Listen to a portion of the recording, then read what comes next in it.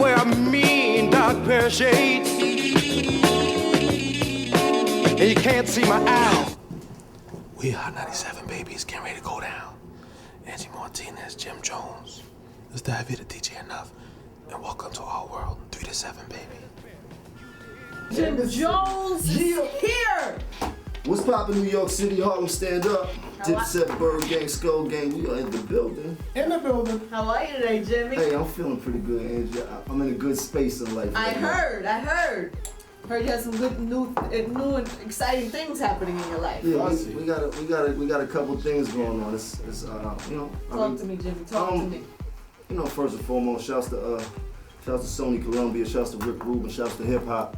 You know, I just signed a venture over there. I don't know if people really understand what a venture is. If you ain't got that old money, like that bad boy money, or that Rockefeller money, like that Rough Rider money, you ain't got a venture. If you do got a venture out there, you're artist or claim your executive. If you do got a venture, call me up and let me know who the major label is you got a venture on, because they don't get those out no more. Maybe Madonna or something might call up in here like that. But so this is what you got? Yeah, this is what I got, that old school thing. I'm just trying to hustle up and get as much money as I can before I get too old to do it and step on another whole hustle. Everything's still all Dipset. Shouts to Joel Santana, shouts to Freaky Zeke, shouts to Killer Cam. It's still Dipset amongst everything, you know, despite what everybody else here, what everybody else been talking about. Yeah, we all brothers and things do go on, but it's still Dipset. That bird's still flying, and you know, don't cross the gun line, baby. There's got to be a certain amount of pressure, like even if y'all didn't want to, even if you weren't getting along, say, for instance, say you weren't getting along. I would imagine even if y'all didn't really want to do business together anymore, that there's a certain amount of pressure to still wave the Dipset flag, right? That's what we do. Like, it's a movement amongst anything else. Like, there's a lot of other people that's involved with this. Like, it's not just us, and that would be selfish of us to just say that, oh, we ain't diplomats no more because we having a feud or we going through our differences. Nah, diplomats is the stamp that got all of us here. Joel's, Zeke, Hellrell, Jared Ryder, and a lot of other people that's gonna come up under that stamp because how hard we work for it and things like that. You know, things do happen, but it's still diplomats amongst everything else. We all do our separate business and we all got our own ways of making our money, so it doesn't really hurt us that much. We want to know where Cam is. Where's Cam? That's a good question, man. You know, we have to ask you these questions. I'm gonna keep it funky, man. I haven't seen Cam, even though, you know, Cam's still my brother. I love him to death, no love lost and things like that, but he just got low from it, and I guess he's going through his own things. But, you know, I'm here, you know, call me up or something, holla at the kid, man. You know, let's do something, let's make some money. Let's put it on the air, let's take it to the air, let's go, let's go. Couple labels that give us a few million for that last Diplomat album. Let's get that money real fast, let's scoop that up. I've been in a couple films. Matter of fact, I had the honor of being in the film with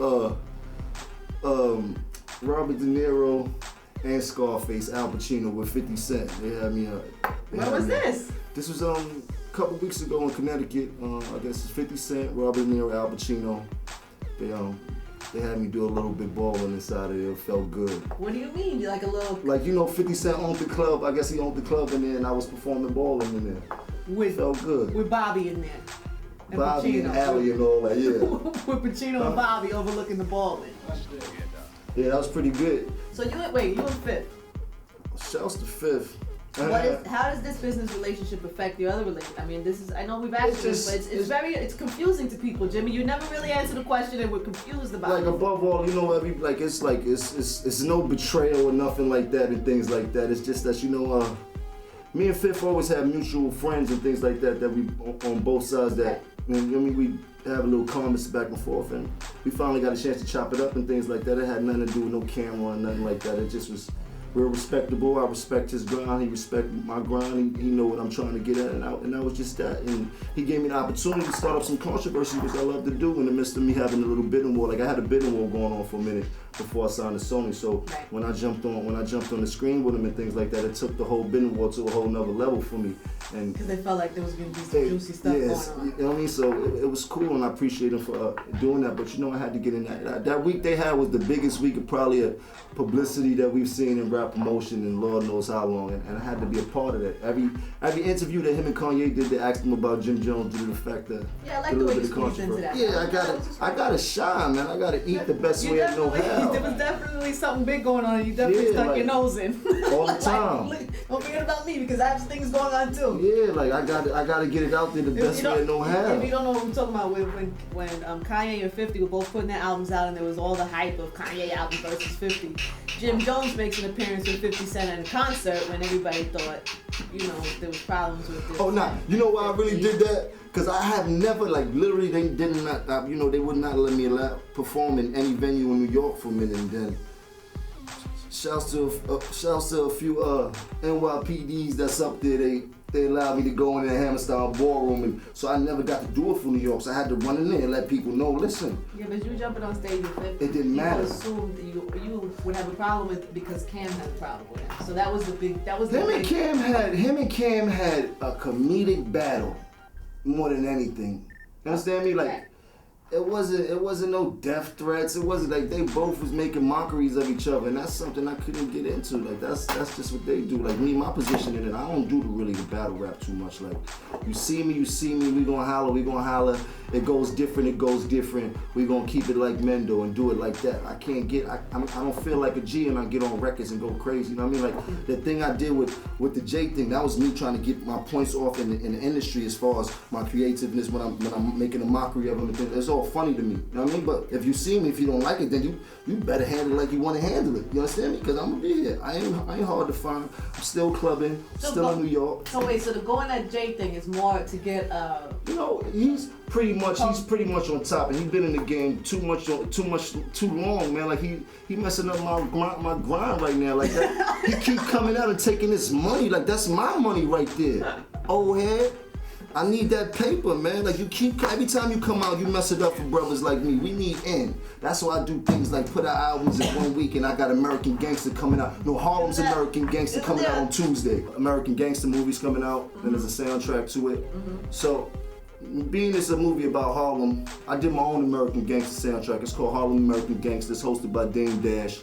It comes out next week Tuesday. Yeah, I figure some people do soundtracks to the movies about Harlem, and we do soundtracks to the streets about Harlem. So, I take it you and Jay have not made nice at all. Oh, I don't know about what he's doing. I know about what I'm doing. I told my lady today, I gotta get that off my chest. I said, I gotta go in and just let people know I'm a hater off top. I gotta get mine. I'm a hater. I love everything diplomat, but I'm a hater, man. Really? I'm gonna keep it all the way live like that. I'm gonna congratulate at the same time, just like I told you that intro was me. Right. You understand me? Jay-Z intro, he liked You did the Jay-Z, like he make music, like some of the music I still like, some of the music I don't like. I don't hate on the music because I'm gonna be in the club dancing to it. I ain't gonna slight myself like that, but my personal issues and things like that are different. How I feel about you as a man may be different. And you can't stop me for that. I'm gonna tell how it is. I'm gonna say what I wanna say when I wanna say it. I'm gonna call a spade when I call a spade. If you a joker, you a joker. You know what I mean? Got it. If you a G, holler at me.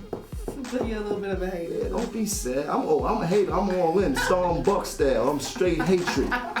Straight in my face. That's why my face always screwed up when I walk in places, because I'm hating off top.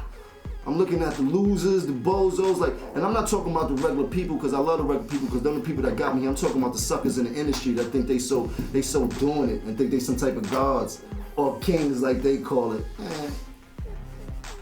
Whatever.